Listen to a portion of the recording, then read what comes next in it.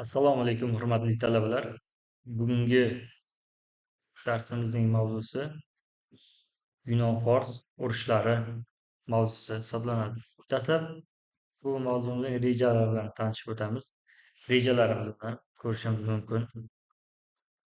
Yunon-fors urushlarining boshlanish sabablari, ikkinchi rejamiz forslarning Bolqon Yunonistoniga bostirib kirishi, va uchinchi rejamiz bu Yunon-fors urushlari yakunlari bo'ladi.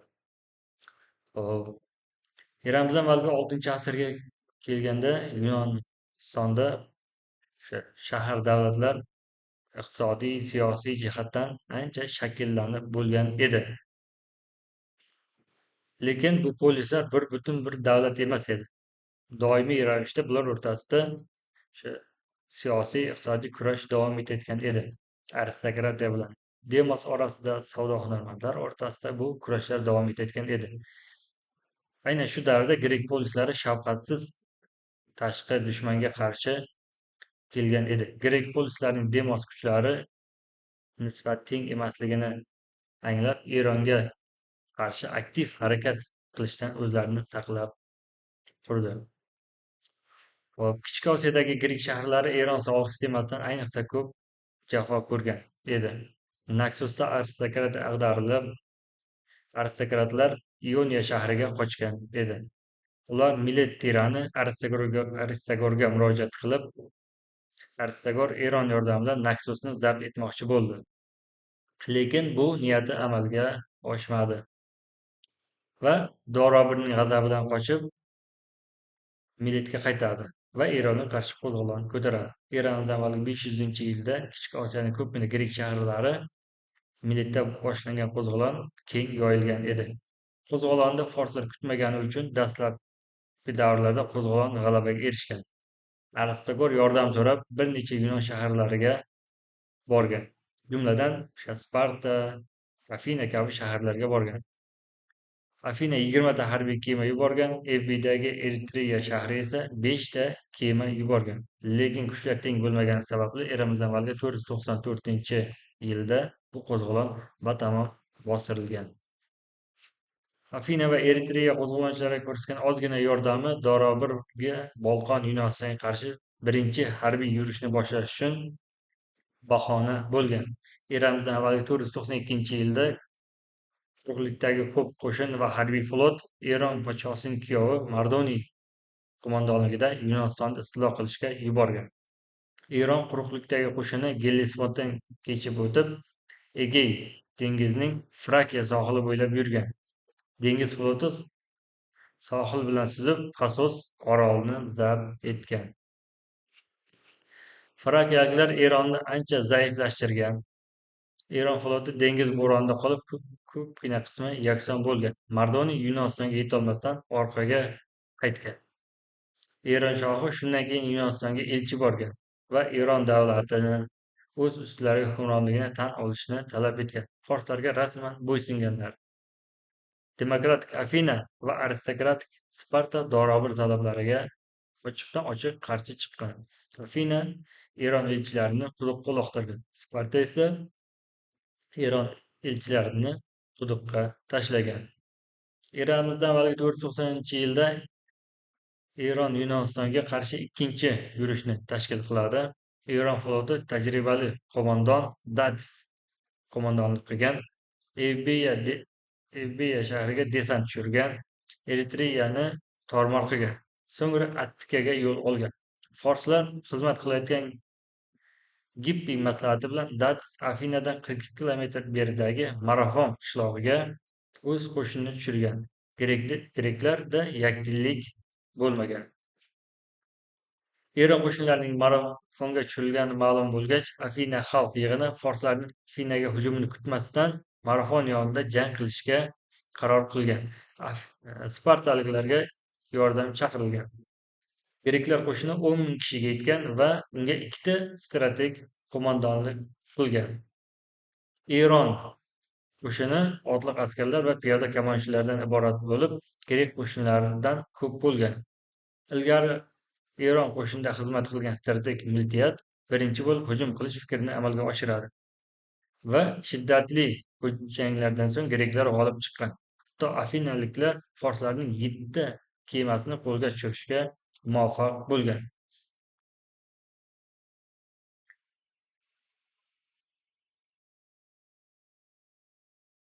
Forslar himoyasi Afinaga qarab suzgan edilar. U qisqa yo'l bilan Afinaga qo'shinni o'tkazgan.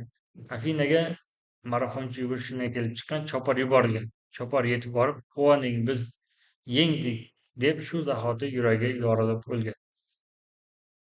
G'oliblar Afinaga kelib, port va Gavanalarni himoyasida turganlar. Eron floti hujum qilishga jur'at qila olmagan va qaytib ketgan. Shu orada Sparta otryadi ham yordamga yetib kelgan. Afinaliklarning Marafon yonidagi forslarning kuchli qo'shini ustidan g'alaba qozonganligi katta ma'naviy va siyosiy ahamiyatga ega bo'lgan. Eronga qarshi xalq harakati kuchaygan. Eron Yunonistonni istilo qilishdan voz kechmagan. G'alayonlar uni vaqtincha to'xtatib turgan. Eramizdan avvalgi 486-yilda Dorobir o'ladi. Greklar bu nafasni rostlab olishdan foydalana olmagan. Eronning yangi hujumi yaqinlashgach, Fissaliya bilan Beotiya Eron podshohini tan olgan. Peloponnes o'z betarafligini e'lon qilgan. Forslar Yunonistonga qarshi uchinchi yurishga katta tayyorgarlik ko'rishgan. Qo'shinlar tag'in Egey dengizining ilgari zabt etilgan shimoliy sohili bo'ylab borishi lozim edi. Flot esa qirg'oq bo'ylab suzib borishi kerak edi. Flotning halok bo'lmasligi uchun Akte burni yonida kema qatnaydigan tor kanal qazildi. Urushdan avval hammani vahima bosdi. Eramizdan avvalgi 481-yilda Afina bilan Sparta o'rtasida ittifoq tuzilib, bu ittifoqqa ko'pgina grek polislari kirganligini ko'rishimiz mumkin. Eramizdan avvalgi 480-yilda forslarning Yunonistonga uchinchi yurishi amalga oshirildi. Bu yurishga o'sha paytda Fors podshosi Kayxsravning shaxsan o'zi boshchilik qilgan. Fors qo'shini Makedoniyaga yetib keldi. Makedoniya bilan Fissaliya Kayxsravga itoat qilishdi. Flot Shimoliy Yunonistonga chiqib, grek fors qo'shinini Fissaliya bilan Yunoniston chegarasida kutmoqchi edi. Fissaliya forslar tomonidan o'tgach, greklar chekinib, Fissaliya bilan O'rta Yunoniston orasidagi Fermopil yo'lagi yonida mudofaaga tutganlar. Greklar qo'shini Sparta podshosi Leonid boshchilik qilgan. Fermopil yonidagi jangda greklarning umumiy qo'shini 7200 kishini tashkil qilgan. Leonid o'z qo'shinlari bilan 2 kun forslar hujumini qaytargan. Lekin bir xoin forslarga aylanma yo'lni ko'rsatib bergan. Leonid hamma grek otryadlarini chekinishga buyurgan. Lekin o'zining 300 spartalik askari va bir oz serg'ayrat kishilari bilan forslarga qarshi qattiq jang qilib, 3-kun halok bo'lgan. 271 ta triyerdan iborat ittifoqchi grek floti Evbeya oroli yonida uzoq dengiz jangi olib borgan. Leonid halok bo'lgach, grek floti ham janubga qarab chekingan. Salamin bo'g'ozi yonida grek floti Eron flotini tormoq qilgan va urushning borishi tub burilish yasagan. Kayxsrav Kichik Osiyoga ketib qolgan. Eramizdan avvalgi 479-yilda Mardoniya boshchiligidagi fors qo'shini Attikaga bostirib kirgan va qisqa muddatda Afinani ishg'ol qilgan.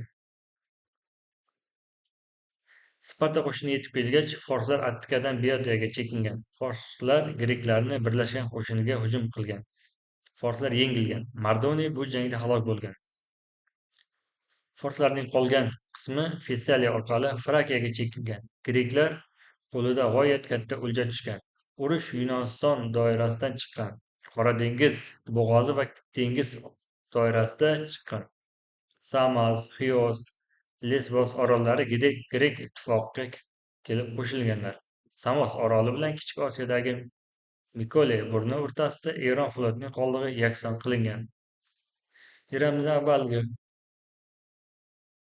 478-yilda urush harakati Vizantiy rayoniga ko'chgandan keyin Sparta urushdan chiqqan. Afina grek qo'shinlariga bosh bo'lib olgan. Eramizdan avval 478-yilda forslar ustidan uzun kesin g'alaba qozonish uchun Afina forslarga qarshi kurashda ishtirok etgan polislar Egey dengizi orollari, Kichik Osiyodagi grek shaharlarini harbiy ittifoqqa birlashtirgan. Shu tariqa Afina rahbarligida birinchi Afina dengiz ittifoqi vujudga kelgan va bu ittifoq Eron bilan urushni oxirigacha yetkazgan. Bu ittifoqning xazinasi Demos orolida turgan. Forslar bilan urush orada uzilishlar bilan eramizdan avvalgi 449-yilga qadar davom etgan.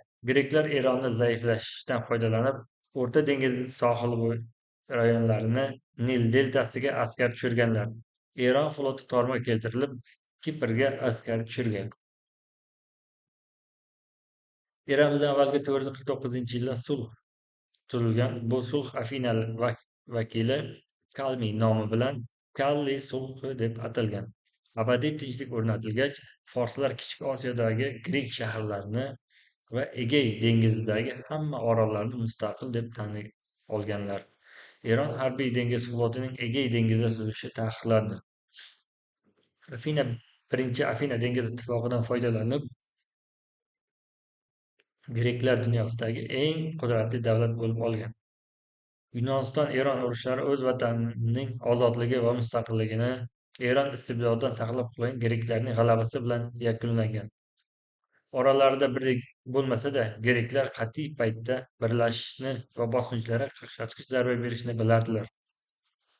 Urushning ikkinchi davri Eronning kuchlari hovlidan ketganligiga ishonch hosil qilgach, grek askarlari imkoniyati boricha Eron sohillarini talaganlar va asirlarni qulga aylantirganlar.